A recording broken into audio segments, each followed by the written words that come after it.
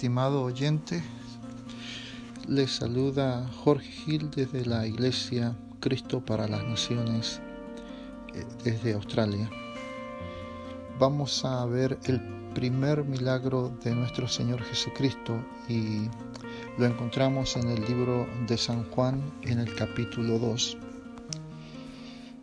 El resumen del primer milagro lo encontramos en el capítulo 2, versículo 11, donde nos dice el evangelista: este principio de señales hizo Jesús en Caná de Galilea y manifestó su gloria, y sus discípulos creyeron en él. Entonces vamos a dividir esta lectura en 3 puntos. La primera señal de Jesús. En esta señal, él manifestó su gloria. Y punto número 3, sus discípulos creyeron en él. Y dice así desde el versículo 1: al tercer día se hicieron unas bodas en Caná de Galilea, y estaba allí la madre de Jesús. Y fueron también invitados a las bodas Jesús y sus discípulos. Y faltando el vino, la madre de Jesús le dijo: no tienen vino. Jesús le dijo: ¿qué tienes conmigo, mujer? Aún no ha venido mi hora. Su madre dijo a los que servían: haced todo lo que os dijere. Y estaban allí 6 tinajas de piedra para agua, conforme al rito de la purificación de los judíos, en cada una de las cuales cabían 2 o 3 cántaros. Jesús le dijo: llenad estas tinajas de agua, y las llenaron hasta arriba. Entonces les dijo: sacad ahora y llevadlo al maestresala. Y se lo llevaron. Cuando el maestresala probó el agua hecha vino, sin saber él de dónde era, aunque lo sabían los sirvientes que habían sacado el agua, llamó al esposo y le dijo: todo hombre sirve primero el buen vino, y cuando ya han bebido mucho, entonces el inferior, mas tú has reservado el buen vino hasta ahora. Este principio de señales hizo Jesús en Caná de Galilea y manifestó su gloria, y sus discípulos creyeron en él. Oremos a Dios. Señor, venimos a ti, Padre, para que tú nos ayudes a ver lo que tú quieres que veamos en tu palabra bendita. Señor, por tu Santo Espíritu, ilumina cada uno de nuestros corazones, abre nuestros ojos espirituales, Señor. Te pedimos todo esto en el nombre de tu amado Hijo Jesús. Amén. Podemos decir que esta era una boda de gente pobre, según tenemos entendido de que Caná de Galilea era una aldea pequeña con poca cantidad de gente en este lugar. A lo mejor eran conocidos de la familia de Jesús, por eso la madre de Jesús estaba allí. Y la costumbre era, cuando alguien se casaba, se comprometían, y a veces el compromiso duraba 1 año, a lo mejor se conocían 1 año, y el novio tenía que hacer preparativos para la boda, porque tenía que mostrar al padre de la novia que él podía mantener a la novia, cuidarla. Pero durante esta boda, después de todos los preparativos, a lo mejor él había construido la casita ya para la novia, para vivir juntos. Pero durante todos estos preparativos hubo algo que iba a destruir la reputación del novio, y era que el vino se había terminado. Y vemos a la madre de Jesús, que había sido invitada, y ella vino a Cristo y dicen: no tienen vino. Y la respuesta de Jesús a lo mejor parece un poco brusca. Dijo: mujer, ¿qué tenemos en común? No tenemos nada en común. Aún no ha venido mi hora. Aún la hora no ha venido para yo hacer lo que tengo que hacer. No, Jesús no estaba mostrando falta de respeto, sino que estaba mostrando a María que ahora él estaba haciendo la obra de su padre, como lo vemos en San Lucas en el capítulo 2, cuando él tuvo 12 años, dice que él se quedó en Jerusalén escuchando a los doctores de la ley, y los padres vinieron y le encontraron: hijos, nos has hecho dar trabajo buscándote. Y él respondió, dice: ¿por qué me buscáis? ¿No sabíais que en los negocios de mi padre me es necesario estar? Lo que estaba diciendo Jesús ahora, que ahora María tenía que entender que él estaba haciendo la obra de Dios.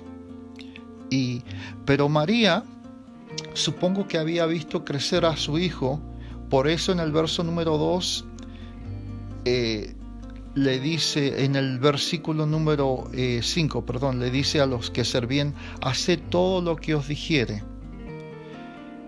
No es que Cristo hacía milagros en la casa de su mamá, en la casa de su papá, pero lo que sí sabemos, cuando había algún problema, alguna pregunta, algo que hacer, alguna decisión, seguro que María le preguntaba a su hijo, porque no había ningún ser humano tan inteligente como nuestro Señor Jesucristo. A los 12 años, los doctores de la ley se habían admirado de la sabiduría del Señor. A pesar que tenía 12 años, era una persona que estaba llena de sabiduría. Entonces, cada vez que había algún problema, él sabía cómo responder, cómo encontrar solución a los problemas. Por eso yo creo que en el verso 5, María le dice a los que servían: haced todo lo que os dijere. Y Cristo, ¿qué es lo que hace? Le dice a los que servían: llenad las tinajas de agua. Habían tinajas de piedras. Entonces los que servían llenaron la tinaja de agua hasta arriba. Y en ese momento ocurre la señal de que el agua se transforma en vino. Jesús les dice en el verso 8: sacad ahora y llevadla al maestresala. Y cuando llevan, se la hacen probar al jefe, a la persona que estaba encargada de la fiesta. El hombre está admirado de que el novio ha guardado el mejor vino hasta el último. Él no sabía de dónde había venido ese vino. Los sirvientes sí sabían que ellos habían puesto agua, y de repente lo que están sirviendo en vez de agua es vino. Es un milagro hecho por el Señor. Un milagro instantáneo. Nosotros sabemos que para que haya vino se necesita la vid. La vid necesita agua, la vid necesita del sol. La vid necesita producir fruto, el fruto necesita ser machacado para extraer el jugo de la vid, y entonces así ocurre el producto del vino. Pero Cristo muestra su deidad, su poder, que cuando los siervos están llenando los cántaros con agua, el agua se está transformando en vino. Y cuando el hombre, el jefe de la fiesta, le dice al novio: tú has reservado el buen vino hasta ahora. No sabía de dónde venía el milagro. Los sirvientes sí sabían que ellos habían puesto agua y ahora es vino. Pero lo importante que Juan, el evangelista, nos deja escrito en el verso 11: este principio de señales hizo Jesús en Caná de Galilea. La señal, el milagro, estaba mostrando lo verdadero, estaba mostrando la gloria de Cristo. Estaba mostrando que nuestro Señor Jesucristo es el Hijo de Dios, lleno de gloria, lleno de verdad, lleno de pureza. Y dicen que sus discípulos creyeron en Él. No sé cuántas personas habían en esta fiesta, pero no todos vieron con ojos espirituales lo que había ocurrido. Seguro que se había divulgado entre los sirvientes: hey, hemos puesto agua, pero ahora hay vino aquí. Y esta persona que fue invitada, él nos dijo que lo llenáramos de agua y ahora hay vino. Seguro que todos empezaron a escuchar lo que los siervos estaban diciendo, pero no miraban con ojos espirituales el milagro que había sucedido, que estaban revelando la deidad, el poder divino, el poder creador del Señor Jesucristo. Pero los discípulos sí lo vieron con ojos espirituales, dice, y sus discípulos creyeron en Él. Los discípulos creyeron en Él. ¿Qué vamos a hacer nosotros entonces con esta primera señal que la palabra de Dios nos muestra que Jesucristo es divino, que Jesucristo ha manifestado su poder para que creamos en Él? Hay opciones. Podemos decir que al mirar esta primera señal de nuestro Señor Jesucristo, hay tres opciones que podemos hacer. Podemos imitar a los discípulos que creyeron, dieron toda su vida, pusieron toda su esperanza, pusieron todo su sentir en este Señor, en este Creador, en este Maestro que estaba frente a ellos haciendo este milagro que solamente Dios mismo puede hacer de la nada, crear vino. O podemos ser simplemente personas sin fe, como eran los hermanos carnales del Señor Jesús, como lo vemos en Juan capítulo 7. En el versículo 3 dice: y le dijeron sus hermanos: sal de aquí y vete a Judea, para que también tus discípulos vean las obras que haces, porque ninguno que procura darse a conocer hace algo en secreto. Si estas cosas haces, manifiéstate al mundo, porque ni aun sus hermanos creían en él. Esa es la opción número 2. Vemos los milagros, pero simplemente hay incredulidad, como los hermanos, que dice que ni aun sus hermanos creían en él. O podemos caer en el otro grupo, como los gobernantes de Judea. Lo vemos en el capítulo 12 de San Juan. San Juan capítulo 12, versos 42 y 43, dice lo siguiente: con todo eso, aún de los gobernantes, muchos creyeron en él, pero a causa de los fariseos no lo confesaban para no ser expulsados de la sinagoga, porque amaban más la gloria de los hombres que la gloria de Dios.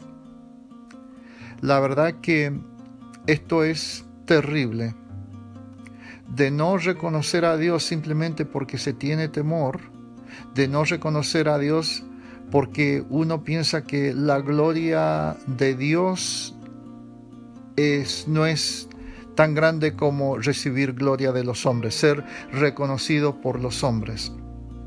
Muchas personas han llegado a ese punto, que han sido conmovidos por el toque de Dios, han sido tocados por el poder de nuestro Señor, pero simplemente porque temen, porque aman el ser visto por la humanidad, por los hombres, simplemente no quieren confesar al Señor Jesucristo. Entonces, esas son las tres opciones. Vamos a estar como los discípulos que creyeron completamente en el Cristo vivo, en el Dios Todopoderoso, o vamos a ser como los hermanos carnales que no creían en Él, lo acusaban de que estaba loco, o vamos a ser como los gobernantes que sí creemos, pero tenemos temor de abrir nuestra boca, de reconocer a Jesucristo públicamente que Él dio su vida por nosotros. Quiera Dios que en este día Dios nos dé fuerza, nos dé el discernimiento de decir sí, Señor, no importa lo que diga el mundo, no importa lo que digan mis familiares, no importa lo que digan mis amigos, yo te seguiré. Yo digo sí a ti, Señor Jesús. Yo creo que tú eres todopoderoso. Yo creo que tú puedes hacer milagros de la nada, puedes producir milagros. Y por eso, Señor Jesús, yo reconozco que tú has venido de Dios y tú has dado tu vida por todos mis pecados. Tú vertiste tu sangre por mis pecados. Quiera Dios que lo aceptemos así. Señor, gracias te damos por tu palabra, Señor. Bendice tu palabra en cada uno de nuestros corazones. En Cristo Jesús oramos.